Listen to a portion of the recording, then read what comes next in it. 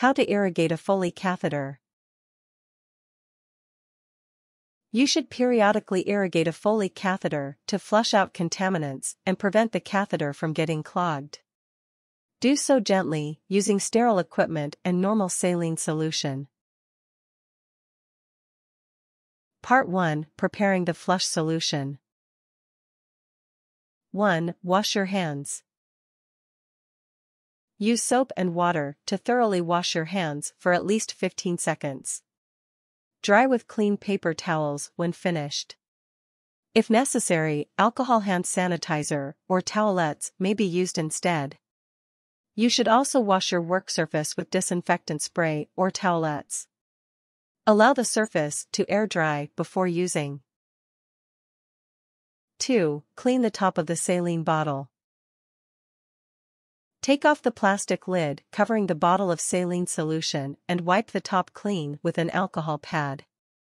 Scrub this rubber top for at least 15 seconds. The idea is to make it as clean as possible before proceeding. As you handle the bottle of saline solution, you should only touch the outside of the glass. Do not get your fingers on the top or inside of the bottle. 3. Attach the needle to the syringe. Twist a sterile needle onto a sterile syringe, tightening it as firmly as possible. Only use an unopened sterile catheter tip syringe. If you want to use previously opened clean syringes and needles, you must get approval from your doctor. Keep the needle cover on when you are attaching the needle to the syringe. Only remove it after the two pieces have been joined together. Make sure that the needle and the syringe remain sterile. Do not allow the tip of the needle, the base of the needle, or the tip of the syringe to touch your skin or any other object. If you are using a needle and syringe that are already attached, make sure that the needle is secure by twisting it on the syringe. A secure needle should not budge. 4. Fill the syringe with air. Hold the syringe steady with one hand while pulling the plunger back with the other. Pull the plunger back until you have filled the syringe with 10 milliliters of air. Note that the black line of the rubber plunger tip should land precisely on the line next to the 10 milliliters mark of the syringe. Under most circumstances, you should draw back 10 milliliters of air. Your doctor may instruct you to use a different amount, however, depending on the exact circumstances. 5. Release the air into the saline bottle. Insert the needle into the rubber top of the saline bottle. Push the plunger down, pushing the air inside the syringe into the bottle. You must poke the needle straight down into the bottle and hold the syringe vertically. 6. Draw saline into the syringe. Turn the bottle upside down, then pull back on the plunger of the syringe. Continue pulling the plunger until you have filled the syringe with 10 milliliters of saline. Keep the needle inserted into the rubber top of the saline bottle the entire time. Do not remove and re-insert it. The needle must remain below the fluid level inside the bottle as you work. Do not allow it to come into contact with the air inside the bottle. As before, the black line of the rubber plunger tip must fall on the line next to the 10 milliliters mark. If your doctor instructs you to use more or less saline, follow your doctor's instructions. 7. Remove any air bubbles. Tap on the syringe to loosen any air bubbles, then push any trapped air back into the bottle by carefully pushing the plunger in. Keep the needle inserted in the saline bottle as you complete this step. While checking for air bubbles, you must hold the syringe vertically straight with the needle pointing up. Tap on the barrel of the syringe with your knuckles to loosen any trapped air. The air should rise to the top of the syringe, near the base of needle. Once all of the air has gathered beneath the base of the needle, you can push the plunger in. Continue pushing until all of the air has been forced back into the bottle. If necessary, insert the tip of the needle back into the saline solution and pull the plunger back again to fill the syringe with enough saline. 8. Set the needle aside. Remove the needle from the saline bottle and place the cover back over it. Set it aside until ready to use. If no cover is available, place the needle back into its sterile packaging. The needle must not touch non-sterile surfaces. Work carefully and make sure that you do not accidentally poke yourself with the needle as you cover it. Part 2. Flushing the catheter. 1. Clean your hands. Wash your hands with soap and warm water, scrubbing well for at least 15 seconds. Dry them with a clean paper towel when finished. You should wash your hands again even if you already did so while preparing the syringe. 2. Clean the catheter. Scrub the connection site between the catheter and drainage tubing with an alcohol pad, cleaning the area for 15 to 30 seconds before continuing. Allow the area to air dry. Do not dry it with towels, and do not attempt to speed the drying process by blowing on the area with your breath or a fan. 3. Prepare the area. Place several towels beneath the connection site joining the catheter to the tubing. Position a pan beneath the open end of the catheter connection as well. This basin will collect any urine and other fluid from the catheter as you irrigate it.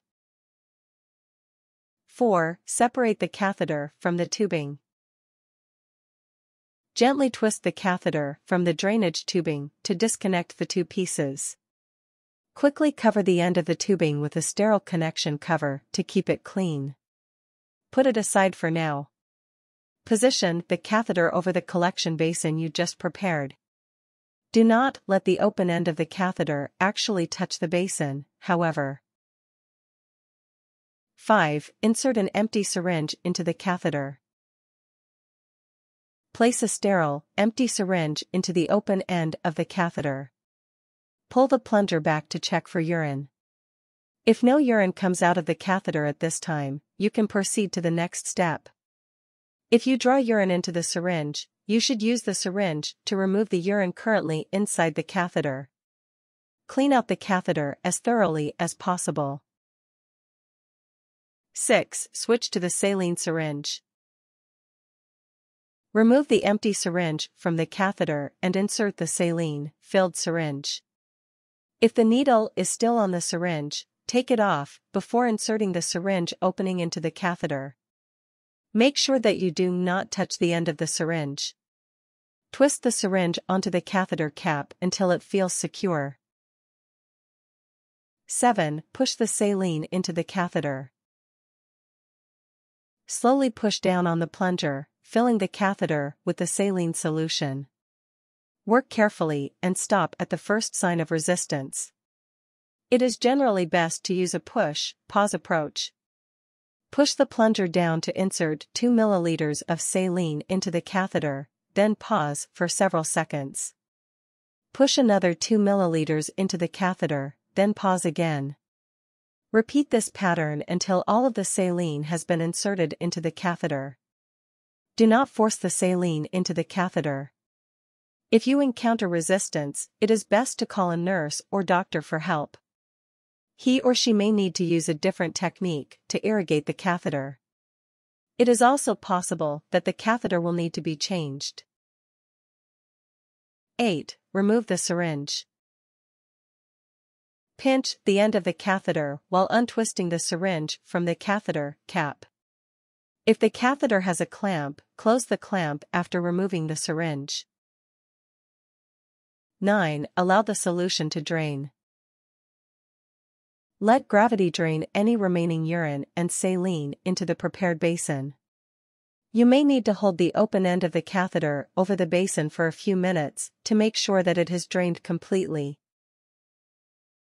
10. Clean up. Clean the connection site and connect the tubing to the catheter again. Wash your hands when finished. Use an alcohol pad to clean the area where the syringe and catheter met. Allow the area to air dry naturally. Remove the cap from the drainage tubing and scrub the tip of the tubing with another alcohol wipe.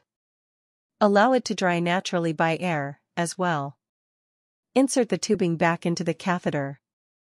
Check after 10 to 15 minutes to make sure that urine is flowing out of the catheter properly. Discard all of the needles and syringes used during the process into a puncture-proof waste bin.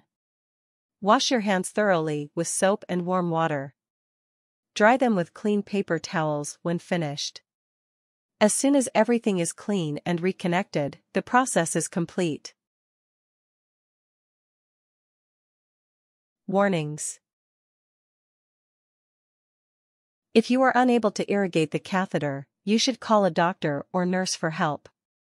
Do not attempt to force saline into the catheter if it resists. Things: